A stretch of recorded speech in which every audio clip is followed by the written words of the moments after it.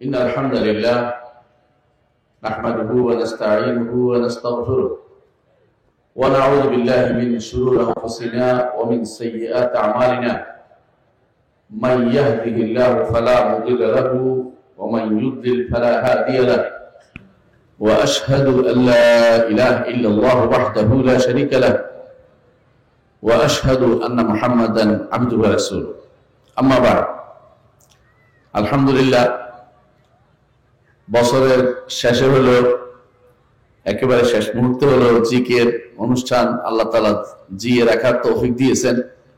এজন্য আল্লাহ শুকরিয়া আদায় করি আলহামদুলিল্লাহ। আমি মনে করি পূর্বাচলবাসীর জন্য জিকে একটা বিরাট সুযোগ দিন জানার জন্য। প্রতি বছরই এখানে ওলামারা একত্রিত হয়, যেখানে ওলামারা একত্রিত হয় সেখানে অনেক কিছু শেখার আছে। একটু আগেও জনপ্রতিনিধির কাছ থেকে আপনারা শুনেছেন, তারাও এখানে আনন্দের সাথে একত্রিত হন এবং তারাও আপনাদের সাথে শরীক হন। এই সুযোগ সাধারণত আপনারা অনুসরণ পাবেন না। আল্লাহ তৌফিক কামনা করে আমরা মনে করি যে ভবিষ্যতে ইনশাআল্লাহ ধারাবাহিকতা বজায় থাকবে, আমিন। যে বিষয়টি আমাকে আলোচনা করতে বলা হয়েছে, বিষয়টা অনেকটা একাডেমিক। একাডেমিক কেন বলছি? একাডেমিক বলছি এই জন্য যে এটা একটা যেন ইতিহাস হয়ে গেছে অনেকের কাছে এখন। আর এটা আলোচনা করা মানে হচ্ছে পুরাতন কাসুন্দি নিয়ে হুজুরে আলোচনা করতেছে, নাউজুবিল্লাহ।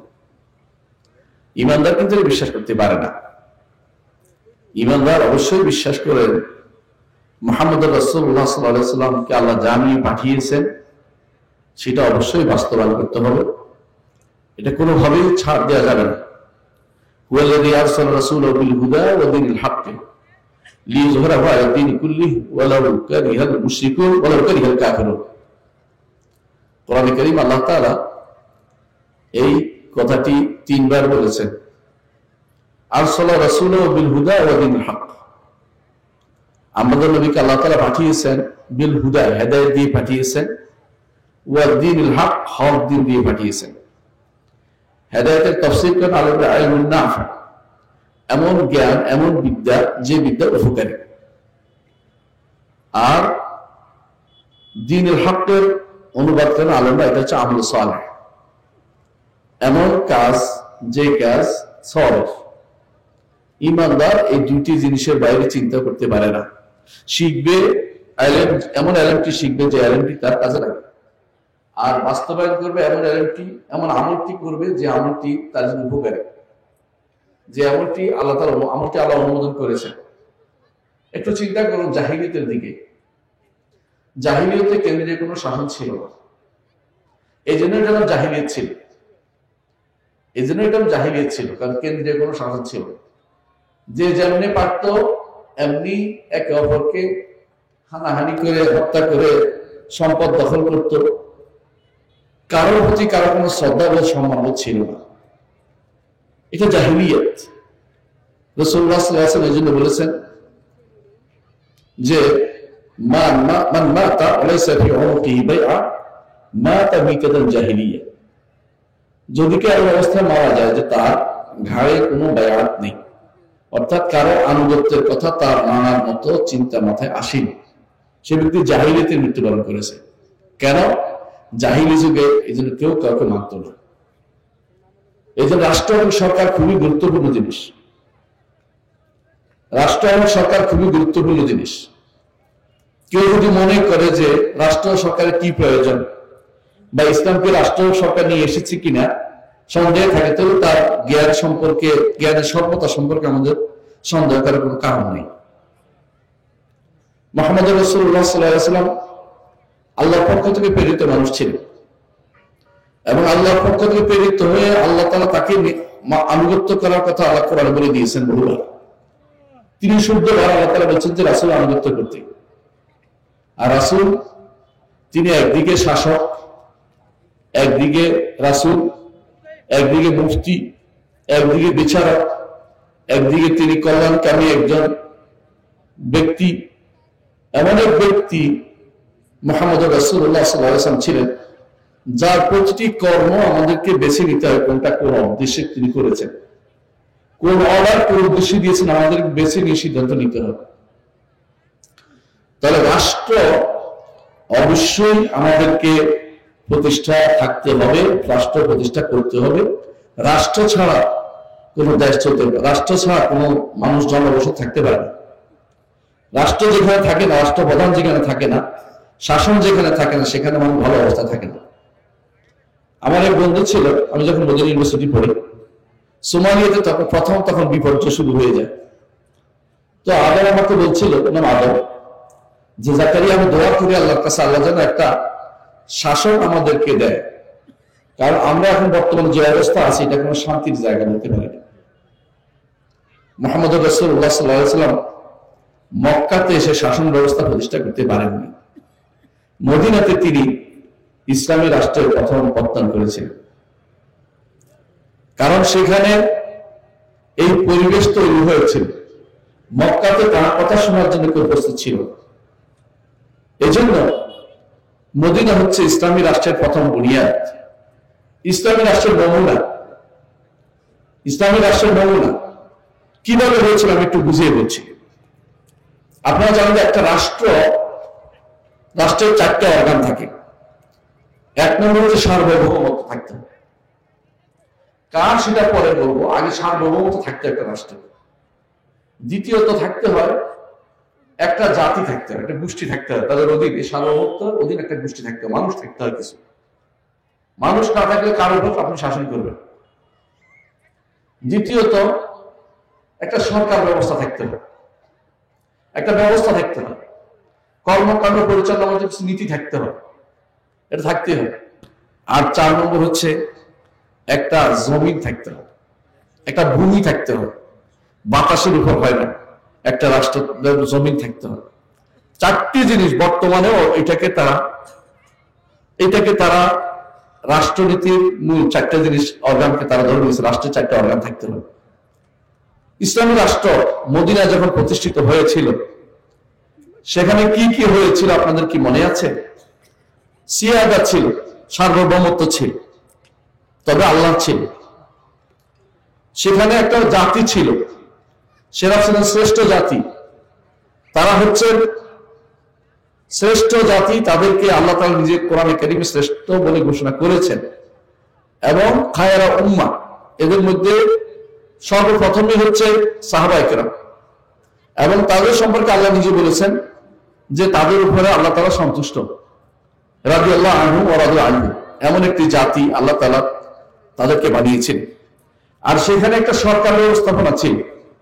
আমাদের নবী একাধারে তিনি বিচার করতেন, অর্থনৈতিক ব্যবস্থাপনা চালাতেন, রাষ্ট্র পরিচালনা করতেন, যুদ্ধ পরিচালনা করতেন, এমনকি সৎ কাজের অসৎ কাজ নিষেধ করতেন, দাওয়াত দিতেন, দাওয়াতের জন্য যত প্রচার প্রসারের জন্য পাঠাতেন, সার্বিক যত কাজ সেটা আমার নবী করেছেন। এজন্য এই রাষ্ট্র সার্বিকভাবে বলতে পারে যে পুরো মদিনা একটা রাষ্ট্র জায়গা ছিল। অর্থাৎ ইসলামী রাষ্ট্রের যদি কোনো তুলনা আপনি দেখতে চান, একটা নমুনা দেখতে চান, তাহলে মদিনার রাষ্ট্র ছাড়া আর কোনো রাষ্ট্র আপনি সুযোগ পাবেন না। প্রথম মদিনা রাষ্ট্র ছিল সত্যিকার একটা ইসলামী রাষ্ট্র। এই ইসলামী রাষ্ট্রের যে কিছু বৈশিষ্ট্য আছে, এই মদিনা ইসলামী রাষ্ট্রের কি বৈশিষ্ট্য? 1 নম্বর হচ্ছে সার্বভৌমত্ব হবে আল্লাহ, মানুষের নয়। মানুষের সার্বভৌমত্ব থাকবে না, থাকবে কার? আল্লাহর সার্বভৌমত্ব। সবকিছুতে আল্লাহ এবং তার রাসূল যা বলেছেন সেটাকে প্রাধান্য দিতে হবে। আমরা মনে করি আমাদের রাষ্ট্র বর্তমানে যদি সংবিধান রচনা হয়, তাতে অবশ্যই সর্বপ্রথম থাকা উচিত যে সার্বভৌমত্ব হবে আল্লাহ এবং তার রাসূলের। আল্লাহ তার রাসূলের, হ্যাঁ বলতে পারেন, তাহলে সংখ্যালঘুর কি হবে? সংখ্যালঘুর আল্লাহ এবং তার রাসূলের নীতির ভিতরে তাদের জন্য যেই সুযোগ সুবিধা রাখা হয়েছে তার পরিপূর্ণ বাস্তবায়ন করা হবে। কারণ ইসলাম কোনদিন মদিনার শাসনের বিষয়টা একটু চিন্তা করেন। ইহুদিরা ছিল, রাসূল কি ইহুদিদের উপর ইসলামিক আইন চালু করে দিয়েছেন? কখনো না। রাসূল কি ইহুদিদের কারণে মদিনা রাষ্ট্র ইসলামিক হওয়া নিষেধ করেছেন? তা কখনো না। অন্যরা থাকবে, তাদের আইনও থাকবে, তাদের লোকও থাকবে, কিন্তু মুসলিমদের জন্য অন্য কোনো আইন চলতে পারে না। মুসলিমদের জন্য অবশ্যই আল্লাহ এবং তার রাসূল যা দিয়ে গেছেন সেটাই একমাত্র মেনে চলতে হবে। এই সিয়াদা সার্বভৌমত্ব, অর্থাৎ যার উপরে আর কারো কথা চলতে পারবে, আল্লাহ এবং তার রাসূলের কথা চলতে হবে। দ্বিতীয়, অথবা বলতে পারেন যে শরীয়ত, এই শরীয়ত বাস্তবায়ন করবে কে? মানুষ। অবশ্যই যিনি ক্ষমতায় আছেন এবং যারা ক্ষমতায় যাবেন প্রত্যেকের দায়িত্ব এই শরীয়ত বাস্তবায়ন করা। কুল্লুকুম রাঈন ওয়া কুল্লুকুম মাসউলুন আন রাইয়াতিহি, প্রত্যেকে রাখাল, প্রত্যেকে রাখালি হোনা জিজ্ঞাসা করা হবে। রাসূলের বলেন ইমাম, রাষ্ট্রপ্রধান সেও রাখাল, সে একজন বড় রাখাল। তার দায়িত্ব হচ্ছে রাষ্ট্রের প্রতিটি অর্গানকে ইসলামাইজেশন করা, ইসলামী পদ্ধতি পরিচালনা করা, এটা দায়িত্বের ভিতরে তার পড়ে। দ্বিতীয় বৈশিষ্ট্য হচ্ছে একটা গোষ্ঠী থাকবে, একটা জাতি থাকবে, যে জাতিটা তাওহীদের উপরে তাদের ভিত্তি থাকবে। তাওহীদের ভিত্তি না থাকলে সে তো মুসলিমে না। তাকে নিয়ে আপনি ইসলাম কিভাবে প্রতিষ্ঠা করবেন? প্রথম কাজে তাওহীদের ভিত্তি আছে কিনা আপনি দেখে নেবেন। ইসলামকে পরিপূর্ণভাবে মানার মতো তার যোগ্যতা অর্জিত হতে হবে। যারা ওই গোষ্ঠী এখান থেকে বাদ করে দেবে অটোমেটিকলি, যারা ইসলামকে কমপ্লিট কোড অফ লাইফ মানতে রাজি নয়। অবশ্যই ইসলাম কমপ্লিট কোড অফ লাইফ মেনে নিতে হবে। তৃতীয়, ইসলামী রাষ্ট্রের আরেকটি বৈশিষ্ট্য হচ্ছে অবশ্যই ইসলামী রাষ্ট্র প্রতিষ্ঠা হওয়ার পরে আল্লাহর শরীয়ত যেন বাস্তবায়িত হয়, এই নীতি থাকতে হবে। ছোট বড় সবকিছুতে আল্লাহ শরীয়ত বাস্তবায়িত হতে হবে। আল্লাহ তার নবীকে বলেছেন ওয়া আনিহকুম বাইনাহুম বিমা আনজালাল্লাহ, আল্লাহ যা নাযিল করেছে তাদের মধ্যে আপনি সেটা দিয়ে হুকুম দিন। ওয়ালা তাত্তাবিউ আহওয়াহুম, তাদের প্রবৃত্তির অনুসরণ করবেন না। আল্লাহর বিধানের বিপরীতে যা কিছু আছে সবই হচ্ছে তাদের প্রবৃত্তি। আল্লাহর শরীয়তের বাইরে যা কিছু আছে সেটা মানব রচিত প্রবৃত্তি। মানব রচিত কোনো প্রবৃত্তি সেখানে স্থান পেতে পারে না। এজন্য প্রথম যে কাজটি করতে হবে অথবা যে বৈশিষ্ট্য থাকতে হবে ইসলামী রাষ্ট্রের, তার মধ্যে একটি হচ্ছে যে তারা আল্লাহর দ্বীনকে বাস্তবায়িত করবে। আল্লাযীনা ইন মাক্কানাহুম ফিল আরদি আকামুস সালাতা ওয়া আতাউয যাকাতা ওয়া আমারু বিল মা'রুফ ওয়া নাহাউ আনিল মুনকার ওয়া লিল্লাহি আকিবাতুল উমুর। চারটি মৌলিক কথা আল্লাহ বলে দিয়েছেন। একটি হচ্ছে যাদেরকে দুনিয়ার বুকে প্রতিষ্ঠা করলে আকামুস সালাতা, সালাত কায়েম করে, ওয়া আতাউয যাকাত, যাকাত প্রতিষ্ঠা করে, ওয়া আমারু বিল মা'রুফ ওয়া নাহাউ আনিল মুনকার, সৎ কাজের আদেশ অসৎ কাজ থেকে নিষেধ করে, ওয়া লিল্লাহি আকিবাতুল উমুর, সকল পরিণতি আল্লাহর কাছেই ফিরে যায়। মানুষ যদি নিজে পরিণতি নির্ধারণ করতে যায় অবশ্যই ভুল করে বসবে। এজন্য অবশ্যই একটি ইসলামী রাষ্ট্রের জন্য ইসলামী রাষ্ট্রের কি বৈশিষ্ট্য হবে সেটা আমরা একটু বুঝে নিই। এখন প্রশ্ন, ইসলামী রাষ্ট্র কিভাবে, ইসলামী রাষ্ট্র কি উদ্দেশ্য আসলে কি? ইসলামের উদ্দেশ্য দুইটা, কয়টা? দুটো উদ্দেশ্য। এক নম্বর হচ্ছে যে দ্বীন প্রতিষ্ঠা। এক নম্বর, দ্বীনও বুঝতে হবে কি জিনিস, প্রতিষ্ঠা করা কাকে বলে এটাও বুঝতে হবে। দ্বীন বুঝার জন্য এই জন্য প্রথমে হচ্ছে দ্বীনকে প্রচার প্রসার করা, দ্বীনের দিকে দাওয়াত দেওয়া, দ্বীনের পক্ষ থেকে প্রতিরোধ করা, এবং দ্বীনের মধ্যে যারা সন্দেহ নিয়ে আসে, বেদাত নিয়ে আসে, বাতিল জিনিস নিয়ে আসে, সেগুলিকে প্রতিরোধ করা, সেগুলিকে বাদ দেওয়া। এটা আমার নবী মুহাম্মদ রাসূলুল্লাহ সাল্লাল্লাহু আলাইহি ওয়াসাল্লাম করেছেন, সাহাবায়ে কেরাম করেছেন, খোলাফায়ে রাশিদিন করেছেন, এমনকি বনী উমাইয়ারাও করেছেন। বনী উমাইয়ারাও এই ব্যাপারে শ্রেষ্ঠ ছিলেন, কারণ তারা দ্বীনের ব্যাপারে কোনো বাইরের কোনো কিছু তারা অংশগ্রহণ করেননি। বর্তমানে আপনারা যে সমস্ত জিনিস দেখতে পান যে আমাদের মুসলিমরা নিজেদের নিয়ে ব্যস্ত হয়ে আছে, এর মূল কারণ হচ্ছে দ্বীন প্রতিষ্ঠার অর্থই আমরা বুঝিনি। দ্বীন প্রতিষ্ঠায় রাষ্ট্রের যেমন দায়িত্ব, ব্যক্তির দায়িত্ব, রাষ্ট্রের তেমন দায়িত্ব। অনেক কিছু রাষ্ট্র প্রতিষ্ঠা ছাড়া আপনি কোনো বাস্তবায়ন করতে পারবেন না। অনেক কিছু বাস্তবায়িত হবে রাষ্ট্র প্রতিষ্ঠা ছাড়া। এই জন্য রাষ্ট্র প্রতিষ্ঠা করা আসলে তো একটা ফরজ। কারণ মা লা ইয়াকুমুল ওয়াজিবু ইল্লা বিহি ফাহুয়া ওয়াজিব, যা না করলে ওয়াজিব পালন করা যায় না তা করাও ওয়াজিব, যা না করলে ওয়াজিব ফরজ আদায় করা যায় না তা করাও ফরজ। এই জন্য মুহাম্মদ রাসূলুল্লাহ সাল্লাল্লাহু আলাইহি ওয়াসাল্লাম হিজরত করতে বলেছেন। একটা জনগোষ্ঠী তৈরি হয়েছে, তাদের মধ্যে তিনি শাসন প্রতিষ্ঠা করেছেন। রাসূলুল্লাহ সাল্লাল্লাহু আলাইহি ওয়াসাল্লাম দুনিয়া থেকে চলে যাওয়ার পরেই সাহাবায়ে কেরাম পরবর্তী রাষ্ট্রপ্রধান নির্বাচন না করে তারা রাসূলুল্লাহ সাল্লাল্লাহু আলাইহি ওয়াসাল্লামকে কবরে দেননি।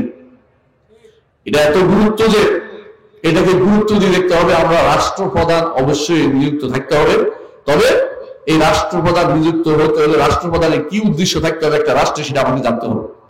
এক নম্বর হচ্ছে অবশ্যই দিন প্রতিষ্ঠা তার প্রথম উদ্দেশ্য থাকতে হবে। দিন প্রতিষ্ঠা তার প্রথম উদ্দেশ্য থাকতে হবে। আর দিন প্রতিষ্ঠা হচ্ছে দিনকে জানা, বুঝা, প্রচার প্রসার করা, আর দিন থেকে মানুষের যে সন্দেহ, ভুল আকীদা সেগুলো দূর করা, বাতিল দূর করা, বেদাত দূর করা। 3 নম্বর হচ্ছে দিনের আশেপাশে যেসব আক্রমণ আছে সেগুলো প্রতিহত করা, এগুলি রাখবেই। দ্বিতীয়ত বাস্তবায়ন করা, দিন বাস্তবায়ন করা। একটা হচ্ছে জানানো, একটা বাস্তবায়ন করা। কিভাবে বাস্তবায়ন করবে? আল্লাহর শরীয়ত বাস্তবায়ন করতে হবে, হুদুদ কিসাস বাস্তবায়ন করতে হবে, আল্লাহর যে নির্ধারিত বিষয়গুলো আছে সেগুলিকে অবশ্যই বাস্তবায়ন করতে হবে। তৃতীয়ত মানুষকে অবশ্যই উৎসাহ অথবা ভীতি, দুইটার মাধ্যমে মানুষকে আল্লাহর দিন প্রতিপালনে বাধ্য করতে হবে। এটার নাম হচ্ছে তারগীব ও তারহিব। তারগীব ও তারহিব এর মাধ্যমে মানুষদেরকে আল্লাহর দিনের দিকে পরিচালনা করতে হবে। একান্তর একটা ইসলামী রাষ্ট্রের দ্বিতীয় উদ্দেশ্য হচ্ছে যে দুনিয়াকে ইসলাম দিয়ে প্রতিষ্ঠা করা, ইসলাম দিয়ে পরিচালিত করা। দুনিয়াকে ইসলাম দিয়ে প্রতিষ্ঠা করা অর্থ হচ্ছে আল্লাহর বিধানকে বাস্তবায়ন করা এবং দুনিয়া আবাদ করা, এগুলি সবই উদ্দেশ্য। তবে আল্লাহর বিধানকে বাস্তবায়ন করার জন্য একটা রাষ্ট্রের একটা বড় উদ্দেশ্য থাকে। তাহলে আমরা বুঝতে পারলাম যে ইসলামী রাষ্ট্র যদি বাস্তবায়ন করতে হয়, প্রতিষ্ঠা করতে হয়, তাহলে কয়েকটা জিনিস লাগবে। যারা বাস্তবায়ন করতে আজ আগ্রহী তাদেরকে আনতুমিনা বিল্লাহি রাব্বান, আল্লাহকে রব হিসেবে মানতে হবে, মুহাম্মদ রাসূলুল্লাহ সাল্লাল্লাহু আলাইহি ওয়াসাল্লামকে রাসূল হিসেবে নিতে হবে, মুহাম্মদকে ইসলামকে একমাত্র জীবন ব্যবস্থা হিসেবে বাস্তবায়ন করতে হবে। এখানে আর কোনো নীতি আসতে পারবে না, সমাজতন্ত্র আসবে না, গণতন্ত্র আসবে না, এবং আর কি সেকুলারিজম আসবে না। তারপরে দেশাত্ম কত রকমের বাদ আছে না, যাবতীয় বাদ এবং যাবতীয় ইজম সব বাতিল। এগুলি যদি না হয় তাহলে আপনি ইসলামকে প্রতিষ্ঠা করতে পারবেন না।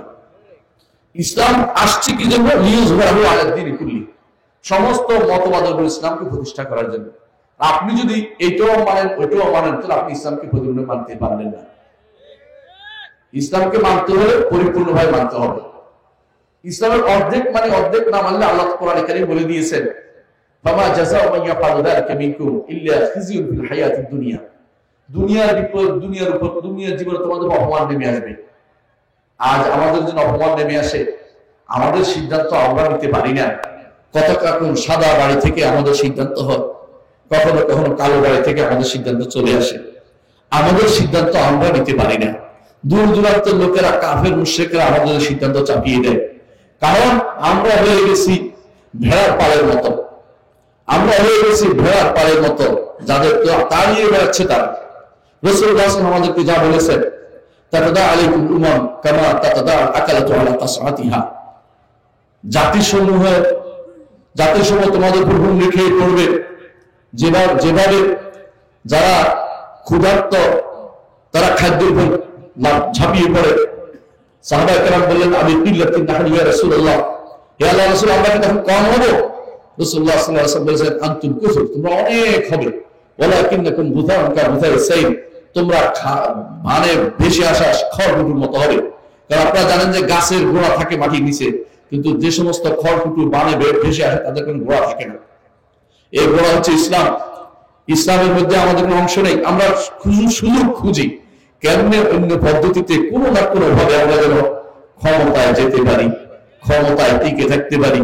এই চিন্তা যতদিন পর্যন্ত আমার অন্তর থেকে পরিপূর্ণভাবে চলে না যাবে, ইসলামী রাষ্ট্র প্রতিষ্ঠা হওয়া সম্ভব না। আপনি সাময়িক উন্মাদনার যোগ হবে, শুধুমাত্র সাময়িক কিছুমাত্র আপনার মধ্যে সাময়িক একটা আবেগ আসবে, আমরা এই করে গিয়ে সেই করেন গিয়ে, কিন্তু কিছুই আপনি করতে পারবেন না। আপনাকে অবশ্যই একেবারে গোড়া থেকে শুরু করতে হবে। আপনার ভাই, আপনার বোন, আপনার মেয়ে, আপনার ছেলে, আপনার বাবা, আপনার সন্তান, সবাইকে এটা বুঝাতে হবে ইসলাম পরিপূর্ণ জীবন ব্যবস্থা। কোনো কিছু বাইরে থেকে ধার করার সুযোগ নাই। যদি ধার করেন, আপনি ইসলামকে বুঝেননি, আপনাকে আবার ইসলাম ভালোভাবে পড়তে হবে, যেভাবে সালফুস আলিম বলেছেন। দ্বিতীয় যে কাজটি করতে হবে তা হচ্ছে আপনার বন্ধুত্ব, আপনার ভালোবাসা যেন একমাত্র ইসলামের জন্য হয়। আমাদের ভালোবাসা, আমাদের বন্ধুত্ব, আমাদের ঝান্ডা ইসলামের জন্য হচ্ছে না। এক একজন এক এক নতুন ঝান্ডা নিয়ে আসছে, সব ঝান্ডা আমরা মেনে নিচ্ছি। এত বছর স্বাধীনতার পর থেকে আমাদের উপর দিয়ে যে 4টা মূলনীতি চালু করে দেওয়া হয়েছিল, এগুলি কি আমাদের মনের কথা ছিল? কখনো না। আপনাকে যদি জিজ্ঞাসা করা হয়তো আপনি কি সমাজতন্ত্র মানেন কি, আপনি অসম্ভব। সমাজতন্ত্র এবং শয়তানতন্ত্র আমরা মানি না, আপনি নিজেই বলতেন। এই জাতীয় যে সমস্ত তন্ত্রগুলি আমাদের উপর দিয়ে চালিয়ে দেওয়া হয়েছে, একটাও ইসলাম মানে না। তাহলে মুসলিম দেশে যেটা চলছে, কার জন্য বন্ধুত্ব হচ্ছে, কার জন্য আপনি যখন শপথ নিচ্ছেন, কি জন্য শপথ নিচ্ছেন? আপনি এই 4 মূলনীতি কুফরি নীতির উপর শপথ নিচ্ছেন। আপনি কি ইসলাম কায়েম করবেন আমাকে বলেন? আপনার পায়ের নিচে যেটা আছে এটা যদি না সরান, আপনি এটার উপর দাঁড়িয়ে থাকেন, আপনি এটা কোনোদিন আপনি স্বাধীন হতে পারেন নাই। আপনি এখন হক কথা কখন বলতে পারবেন না। এটাই হচ্ছে আজ আমাদের অবস্থা। আমরা হক কথা বলতে পারি না কেন? ইসলামকে আমরা মূল থেকে বুঝি নাই, ইসলামকে আমরা পরিপূর্ণ বাস্তবায়ন করতে মনে করি না। অনেকেই মনে করি রাষ্ট্রে ইসলাম কি দরকার? মসজিদে আছে, ওয়াজের মাহফিলে আছে, মাথায় টুপি আছে, হুজুররা আছে, ওয়াজ করে, মিছিল করে, মাশাআল্লাহ রমজান মাসে আমরা মসজিদে যাই, কিন্তু রাষ্ট্র চলবে অমুক তমুকের আমেরিকার কোন নীতিতে চলবে। এই নীতি যতক্ষণ মাথার ভিতরে আপনার ঢুকে আছে, আপনি ইসলাম বুঝেন নাই, কুফরি তন্ত্র লালন করছেন। আপনি কি বুঝেন সেটা? আপনাকে সেটা বুঝতে হবে যে এটা কুফরি তন্ত্র লালন করছেন। সুতরাং ইসলামী রাষ্ট্র প্রতিষ্ঠা করার জন্য অবশ্যই আপনার যাবতীয় আপনার বন্ধুত্ব, যাবতীয় আপনার নেতৃত্ব ইসলামের উপর ছেড়ে দিতে হবে, অন্য কোনো কারোর উপর ছেড়ে দিতে পারবেন না। তৃতীয় যে নীতি অবলম্বন করতে হবে সেটা হচ্ছে এমন একটি জাতি থাকতে হবে যে জাতিটি, তাদের কিছু স্থায়ী কিছু নীতি আছে, এই নীতি কখনো পরিবর্তন করতে রাজি হবে না। 51% যদি বলে যে মদ চলবে, তো মদ চলতে পারবে না, কারণ মদ আমাদের স্থায়ী হারাম। কথা বুঝছেন কিনা? 51% না, একেবারে 99% বললেও হবে না, কারণ মদ আমাদের জন্য হারাম। কথা বুঝাতে পারছি? ঠিক একটা উদাহরণ দিচ্ছি, শুধুমাত্র একটা উদাহরণের মদের কথা বলি, ঠিক সুদের কথাই বলে। একেবারে 99.99 ব্যক্তি, একজন বাদে সবাই বলবো। একজন কেন বললাম? উম্মত মুসলিমা কোনদিন হারামের উপর, সুদের উপর, হারামের উপর কোনো হবে না, আমার মনে বলে দিয়েছেন। এই জন্য বলছি, যদি 99.99 একমত হয়, তাহলে আপনি কখনো সুদকে হালাল ঘোষণা করবেন না। এটা সওয়াবের স্থায়ী জিনিস। এমন একটি জাতি হবে যে মুহাম্মদ রাসূলুল্লাহ সাল্লাল্লাহু আলাইহি ওয়াসাল্লাম যেভাবে বলেছেন, যখন বলছে মদকে হারাম করা হয়েছে ঢেলে দিয়েছে, যখন বলছে সুদ হারাম করা হয়েছে আব্বাস হাজুর মেরে নিয়েছে, বলছে আমার প্রথম সুদ হারাম করা হলো আমার পরিবার থেকে, আব্বাস রাদিয়াল্লাহু আনহুর আব্বাসের প্রথম সুদ আমি মওকুফ করে দিলাম। রাসূলুল্লাহ সাল্লাল্লাহু আলাইহি ওয়াসাল্লাম সেটা করেছেন, কেউ সেটা বিকল্প কথা বলেনি। এরকম একটি গোষ্ঠী, ঈমানদার একটি গোষ্ঠীকে আপনি তৈরি করতে হবে ইসলামী রাষ্ট্র প্রতিষ্ঠা করার জন্য। দ্বিতীয়, যেখানে পরিবর্তনশীল জায়গা সেখানে শুধু পরামর্শ চলে, সব জায়গাতে পরামর্শ চলে না, সব জায়গাতে পরামর্শ হবে না। কথা বুঝাতে পারছি? আমরুহুম শুরা বাইনাহুম কথা বলে পরামর্শ চলবে, কিন্তু সংসদের যে নীতি আপনি অবলম্বন করেছেন, এই নীতির মাধ্যমে ইসলাম কখনো প্রতিষ্ঠা হবে না। কেন বলি বলেন? সংসদে এখন যাদেরকে আপনি নিচ্ছেন, তাদের সেই শর্ত কি পূরণ হয়েছে? 1 নম্বর শর্ত বিল ইজমা, সংসদের সদস্যগুলি মুসলিম হতে হবে। সংসদ বলে আহলে শুরা বলেন, পরামর্শ সবার এক মুসলিম হতেই হবে। 2 নম্বর, তারা অবশ্যই পুরুষ হতে হবে।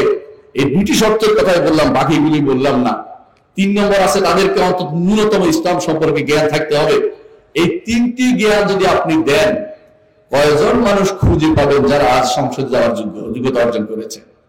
যারা ইসলামের কথা বলে তাদের মধ্যে দেখি অনেকে নারীকে ক্ষমতায় বসানোর জন্য ব্যস্ত হয়ে পড়ে, আবার তাদের মধ্যে অনেকে নারীকে ভাইস চেয়ারম্যান বানাচ্ছে, তাদের মধ্যে অনেকে নারী সংসদের নারীর একটা অংশ পাঠানোর জন্য ব্যস্ত হয়ে পড়েছে। এটা ইসলাম কখনো অনুমোদন করে না। নারীর জায়গা কখনো রাষ্ট্রপ্রধান নারী হতে পারে না এবং সংসদ সদস্য নারী হতে পারে না। প্রমাণ দিচ্ছি, মুহাম্মদ রাসূলুল্লাহ সাল্লাল্লাহু আলাইহি ওয়াসাল্লাম দুনিয়া থেকে চলে গেছেন, তার সবচেয়ে বেশি জ্ঞানী স্ত্রী হলেন আয়েশা রাদিয়াল্লাহু আনহা, কিন্তু মুহাম্মদ রাসূলুল্লাহ সাল্লাল্লাহু আলাইহি ওয়াসাল্লামের খলিফাগণ আবু বকর, ওমর, ওসমান, আলী কেউ তাদের সংসদে তাদের পরামর্শ সভায় আয়েশা রাদিয়াল্লাহু আনহার জায়গা দেননি।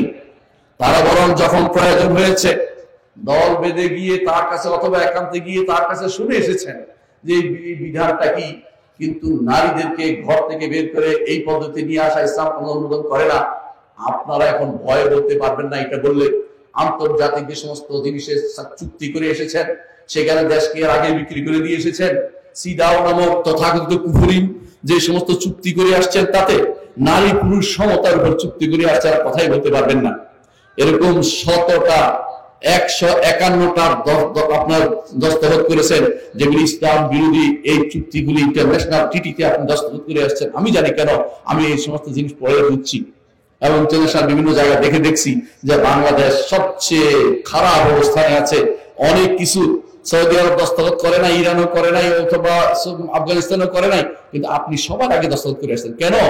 আমার ক্ষমতা যেন থাকে, দুনিয়া চলে যাক, ইসলাম চলে যাক, রাষ্ট্র চলে যাক, আমি যেন ঠিক থাকি, এটাই যেন একটা নীতি হয়ে দাঁড়িয়েছে। এই অবস্থা হলে আপনি ইসলাম প্রতিষ্ঠা করতে পারবেন না।